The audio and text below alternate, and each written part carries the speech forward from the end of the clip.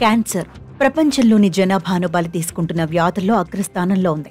శరీరంలోని ఒక్క కణజాలంలో మొదలైన ఈ వ్యాధి అంతకంతకు పెరుగుతూ మరణం వరకు దారితీస్తుంది.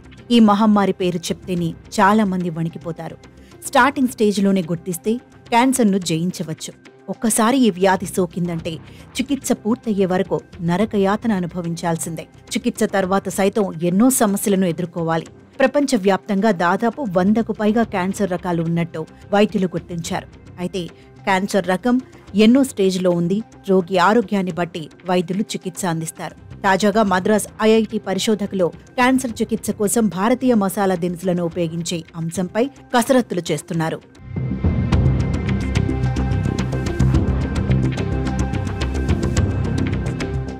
మన దేశంలో వంటల్లో ఎక్కువగా మసాలా దినుసులను ఉపయోగిస్తారు.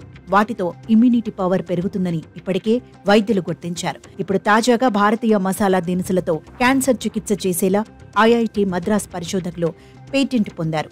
భారతీయ మసాలాలతో తయారైన నానో ఔషధాలకు క్యాన్సర్పై పోరాడే సామర్థ్యం ఉందని శాస్త్రవేత్తలు గుర్తించారు. గొంతు, రొమ్ము, లంగ్స్, పేగు, గర్భాశయ ముఖద్వారం వంటి భాగాల్లో వచ్చే క్యాన్సర్పై ఈ మందు బాగా పనిచేస్తుందన్నారు. అయితే ఈ మందులు క్యాన్సర్ కణాలతోనే పోరాడుతుందని, ఆరోగ్యకరమైన కణాల జోలికి వెళ్లదన్నారు.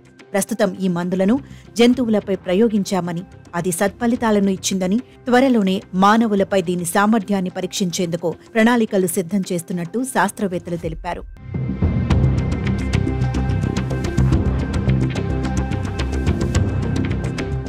భారతీయ మసాలాల వల్ల ఎన్నో ప్రయోజనాలున్నాయని ఇప్పటికే స్పష్టమైంది.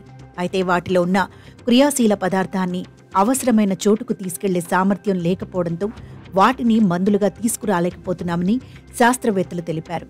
అయితే నానో ఎమిల్షన్ ద్వారా దీనిని అధిగమించి ఆ పరిస్థితిని ల్యాబ్లో మెరుగుపరిచినట్టు వారు తెలిపారు. సంప్రదాయ క్యాన్సర్ చికిత్సతో పోలిస్తే ఈ నానో ఔషధాలతో ఎక్కువ ప్రయోజనాలుంటాయంటున్నారు. మసాలాలతో తయారవుతున్న క్యాన్సర్ మందులు 2028 కల్లా మార్కెట్లోకి అందుబాటులోకి వచ్చే అవకాశం ఉంది. ప్రస్తుతం మసాలా దినుసుల ఉత్పత్తిలో భారత్ అగ్రస్థానంలో ఉంది. మానవుల శరీరంపై ఈ మందులు సమర్థవంతంగా పనిచేస్తే క్యాన్సర్కు మందు తక్కువ ధరకే లభించే అవకాశం ఉంది.